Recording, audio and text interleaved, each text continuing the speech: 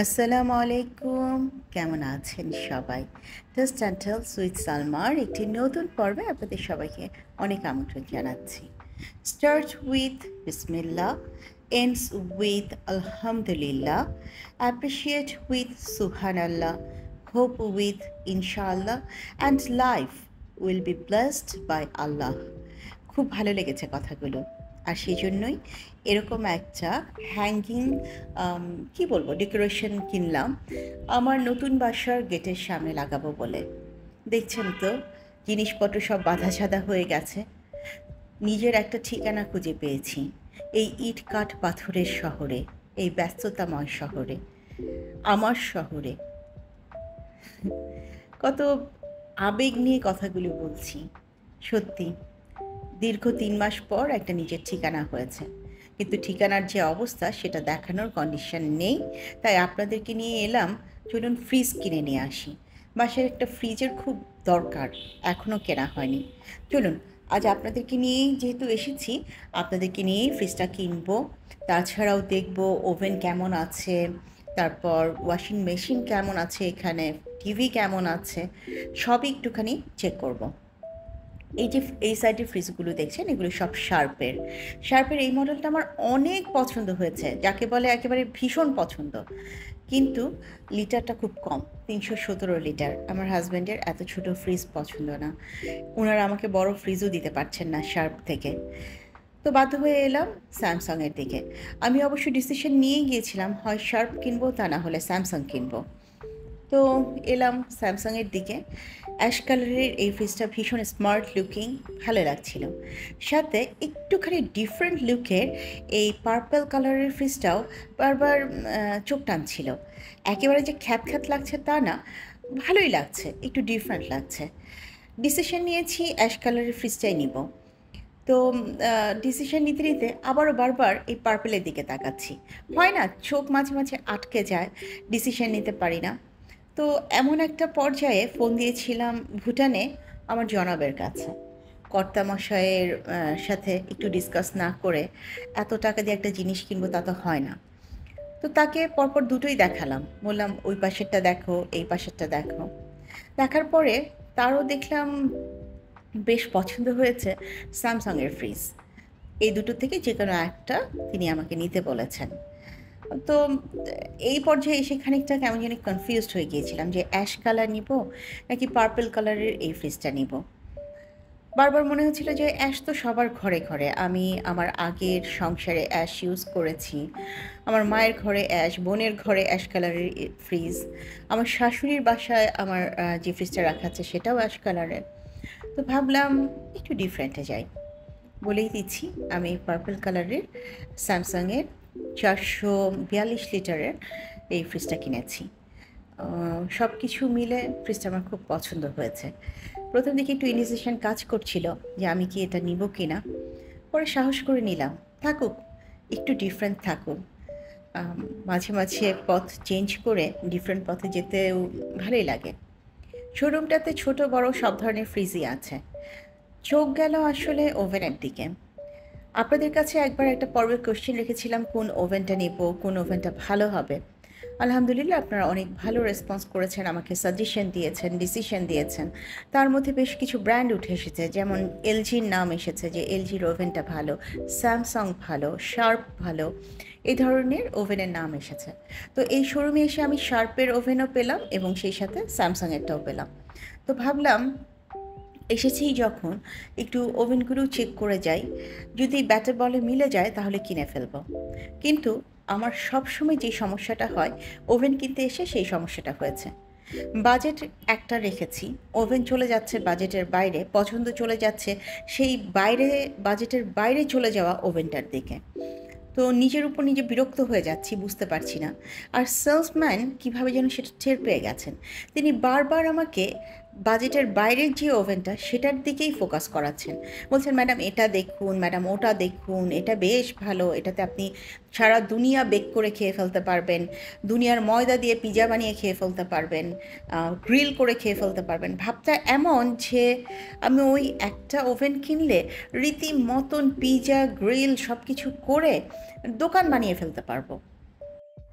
এই ওভেনটার যে প্রাইস তিনি বলেছেন সেটা আমার রেঞ্জের ডাবল হয়ে গেছে, এবং এই জন্য মানে ভীষণ বিরক্ত লাগছে, বারবার চোখ ফিরিয়ে নিচ্ছি, জানি না কতক্ষণ চোখ ফিরিয়ে রাখতে পারবো। তবে এটা লিটার হচ্ছে 42 লিটার, স্যামসাংয়ের একটা ওভেন। অনেক কিছু আছে, অনেক কিছু করবার মতন অপশন আছে এখানে। যারা ভালো রাঁধুনি, বেকিং করেন অনেক ভালো, তাদের জন্য এই ওভেনটা সত্যি খুব ভালো হবে। আর এগুলো আরেকটু ছোট ছোট বিভিন্ন ব্র্যান্ড, বিভিন্ন মাপের আছে।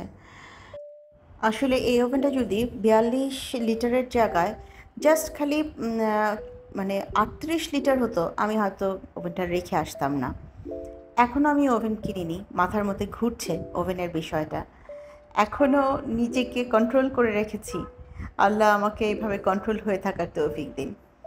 এসিগুলো দেখছিলাম, যদিও অলরেডি আমি এসি কিনে ফেলেছি এবং আমার বাসায় লাগানো হয়ে গেছে, তবুও আরেকটা থার্ড যে রুম আছে সেটার জন্য আমার একটা 1 লিটারের এসি লাগবে।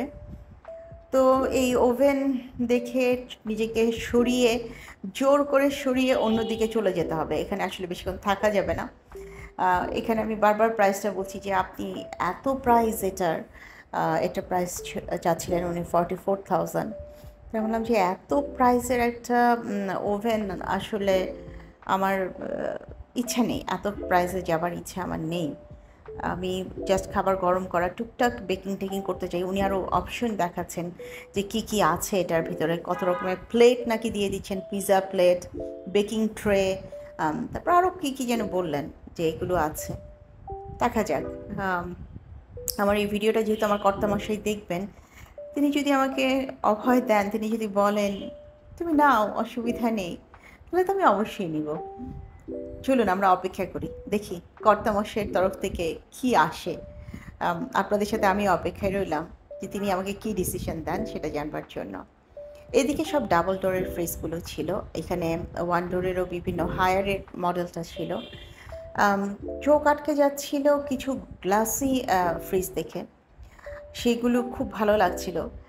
ডাবল ডোরের ফ্রিজ আমি যদি নিজের বাসায় উঠতাম তাহলে নিশ্চয়ই নিতাম। এই যে নীল কালারের ফ্রিজটা দেখছেন, এটা এটা ওয়ালটনের লেটেস্ট ডাবল ডোরের ফ্রিজ। এটা চাচ্ছিলেন উনি 1,27,000 এরকম মনে হয় চাচ্ছিলেন। এটা ব্ল্যাক কালারের, গ্লাস প্রোটেক্টর, গ্লাস শেডেড যেটা। তো ফ্রিজগুলো সত্যিই সুন্দর ছিল। এদিকে এসিটা নিয়ে যেটা ভাবছিলাম যে আমার থার্ড রুমটার জন্য যেহেতু আমার একটা এসি লাগবে, আমি 2 রুমে 2টো এসি লাগিয়ে ফেলেছি অলরেডি, আর থার্ড রুমের জন্য 1 টনের একটা এসি লাগবে, সেটারও একটা আমি আইডিয়া নিয়ে গেলাম। তবে একটা জিনিস বুঝতে পারছি যে ফ্রিজের ক্ষেত্রে আমাকে ওনারা যতটুকু ছাড় দিয়েছেন, ওভেনের ক্ষেত্রে এতটুকু ছাড় দিবেন না। আর এই দিকে এসে যেহেতু আমি ওয়াশিং মেশিন দেখলাম, হায়ারের এই ওয়াশিং মেশিনটা বেশ ভালো লাগলো, বেশ শক্তপোক্ত মনে হলো দেখে। আপ ফ্রন্ট কী যেন উনি বুঝালো, আমার মতো মূর্খের পক্ষে এত কিছু মনে রাখা সম্ভব না। বাট আমি যেটা বুঝলাম যে উনি বারবার চাচ্ছেন আমাকে বলতে যে এই ধরনের মুখের ফ্রিজগুলো, মানে ওয়াশিং মেশিনটা যেন আমি নেই, উপরে যে মুখটা থাকে সেরকম যেন না নেই। কিন্তু আমিও আসলে একটু ইনডিসিশনে ভুগছি। আমার খুবই ভালো লেগেছে শাহনুর সিদ্দিকা আপুর ওয়াশিং মেশিনটা, উনি এরকম নিয়েছেন। আবার অন্যদিকে আমার খুবই পছন্দ হচ্ছে দীপা আপুর ওয়াশিং মেশিনটা। কী বলছি, বারবার ওয়াশিং মেশিন বলতে যে ফ্রিজ বলে দিচ্ছি, মানে কথা কী পরিমাণ জড়িয়ে যাচ্ছে। কি করব বলুন, একটু ক্ষমা সুন্দর দৃষ্টিতে দেখবেন। কাজের চাপে আমি একেবারে নাজেহাল, আমার কথাবার্তা কাজকর্ম সব ট্র্যাকের বাইরে চলে যাওয়ার মতন অবস্থা, কাইন্ডলি ক্ষমা সুন্দর দৃষ্টিতে দেখবেন। আর এদিকে টিভি দেখছিলাম, এখান থেকে এই টিভিটা বেশ ভালো লাগছিল। এটা হচ্ছে সম্ভবত 55 ইঞ্চ এটা বলছিল। তো এটা এই ধরনের একটা কিছু আমি আমার ড্রয়িং রুমে নিব, একটু বড় দেখেই নিব ভাবছি। আবার ভাবছি যে না, টিভি তো আসলে দেখা হবে না, তাহলে এই যে ঠিক নিচের যেটা, এটা 42 ইঞ্চি, বড়টার নিচে যেটা আছে, তো ওটার কথা একবার ভাবছিলাম যে আমি কি এটা নিব কি না। এই 42 ইঞ্চেরটা আমি নিলে আমার বেডরুমের জন্য, আমি শুধুমাত্র আমার বেডরুমে শুয়ে একটু দেখলাম এরকম নিব কি না। টিভিটা নিয়ে ডিসিশন নিতে পারিনি। হয় একটা বড় কিনবো যেটা ড্রয়িং রুমে থাকবে, কিংবা ড্রয়িং রুমে আমি কোনো টিভিই দিব না, আমার বেডরুমে ছোট্ট একটা টিভি নেব। তো এরকমই চিন্তা ভাবনা আছে আমার। দেখা যাক কোনটা কাজে লাগে, কোনটা কি হয়। তো আপনাদেরকে নিয়ে এসেছিলাম ফ্রিজ কিনতে। ফ্রিজ কেনা হয়ে গেছে, বাকিগুলোর ব্যাপারে আইডিয়াও করা হয়ে গেছে। আজ এই পর্যায়ে থেকেই চলুন আমরা সবাই সবার কাছ থেকে বিদায় নিই। ইনশাআল্লাহ দেখা হবে নতুন পর্বে, কিন্তু আমার নতুন বাসার ভিডিওগুলো আপনাদের কাছে যাবে আরও 7 দিন পর। আগামী 5-6 দিন আমি ভীষণ ব্যস্ত থাকব অন্য একটি বিষয় নিয়ে, সেটাও সময় মতন আপনারা জানবেন। এবং এই 5-6 দিন আমি যেহেতু অন্য জায়গায় থাকব, সেখানকার বিভিন্ন রকম ভিডিও দেখবেন, তার মধ্যে আমার বাবার বাড়ির ভিডিওও থাকবে। তো ইনশাআল্লাহ আল্লাহ সব কিছু সহজ করে দিক আমার লাইফের, সে দোয়া করবেন। আমার নতুন বন্ধু, পুরনো বন্ধু, যে যেখান থেকে আমাকে এত লম্বা সময় দেখলেন, আপনাদের সবাইকে জানাচ্ছি অন্তঃস্থল থেকে শ্রদ্ধা, সম্মান ও ভালোবাসা। দেখা হবে আরও একটি নতুন পর্বে। সে পর্যন্ত সবাই অনেক বেশি ভালো থাকবেন, নিজেদের খেয়াল রাখবেন। আজ এখানেই তাহলে বিদায় নিচ্ছি। আল্লাহ হাফেজ। আসসালামু আলাইকুম।